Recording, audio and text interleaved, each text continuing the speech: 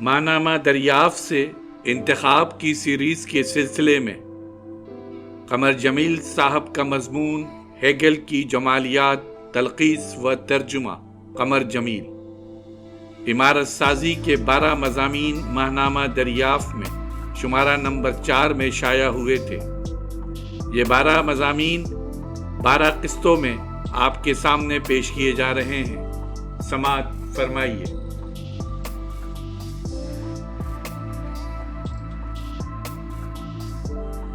کلاسیکی مندر افقی طور پر پھیلے ہوئے ہوتے ہیں، جبکہ عیسائی گرجا زمین سے اوپر اٹھتے ہوئے نظر آتے ہیں۔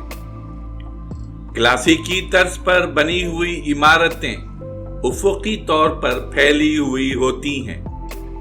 عیسائی گرجا گھروں کے رومانی طرز تعمیر کی خصوصیت یہ ہے کہ یہ عمارتیں زمین سے آسمان کی طرف اٹھتی ہوئی نظر آتی ہیں۔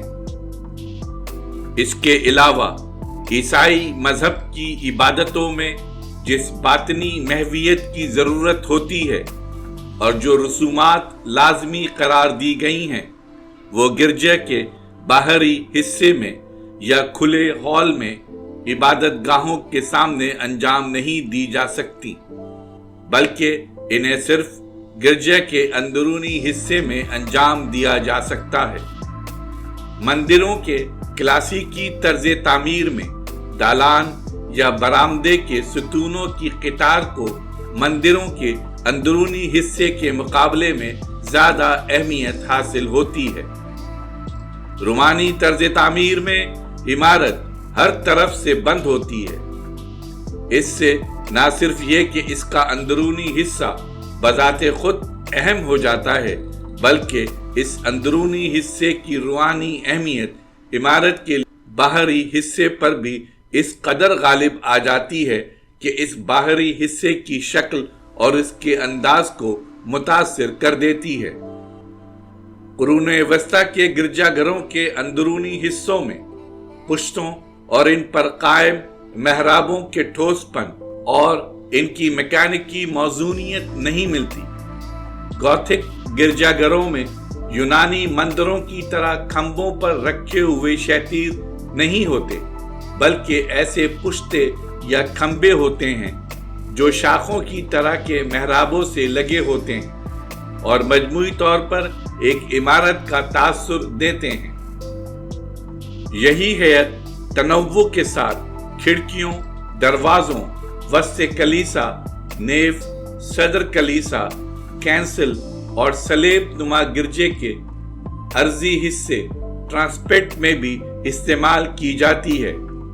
اس طرح کہ عمارت کو بند رکھنے والی دیواروں کے اندر مختلف حصے ایک دوسرے اس طرح سے جڑے ہوتے ہیں کہ عمارت کے مختلف حصے ایک دوسرے میں اس طرح کھلتے ہیں جیسے ان پھیلی ہوئی محرابوں کے نیچے درختوں کی شاخیں ایک دوسرے کو چھو رہی ہیں۔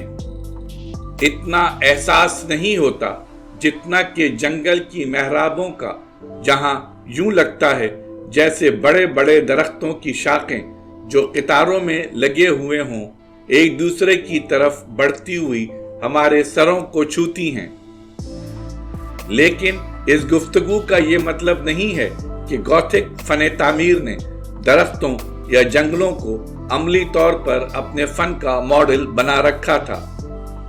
ہم یہ کہنا چاہتے ہیں کہ گوتھک اسلوب کی بنیادی اور عام خصوصیت یہ ہے کہ یہ عمارت پتلی ہوتے ہوتے ایک پوائنٹ تک آ جاتی ہے، اور یہی بات گوتھک طرز کے گرجا گھروں میں اندرونی طور پر بھی ہوتی ہے، جس میں ایک نوکدار محراب ہوتی ہے جو کھمبوں کو ایک مخصوص ہیئت۔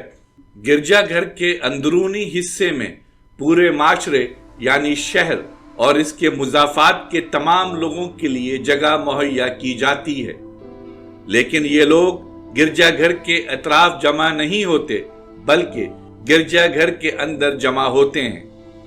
لوگوں کو زندگی کی ان تمام دلچسپیوں سے جو مذہب سے کسی طرح وابستہ ہوں، انہیں گرجا گھر کے اندرونی حصے میں انجام دینے کی اجازت ہوتی ہے، مثلاً تابوت رکھنے، نماز پڑھنے، بطفا کرنے، نکاح پڑھانے یا تبلیغ کرنے کی اجازت ہوتی ہے۔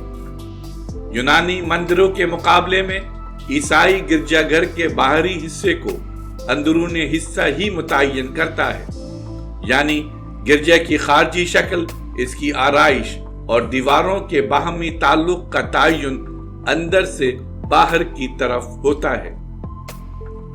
یہاں تک کہ گرجا کی خارجی شکل صرف ایسی ہوتی ہے جیسے اسے صرف اندرونی حصے کو بند کرنے کے لیے بنایا گیا ہو۔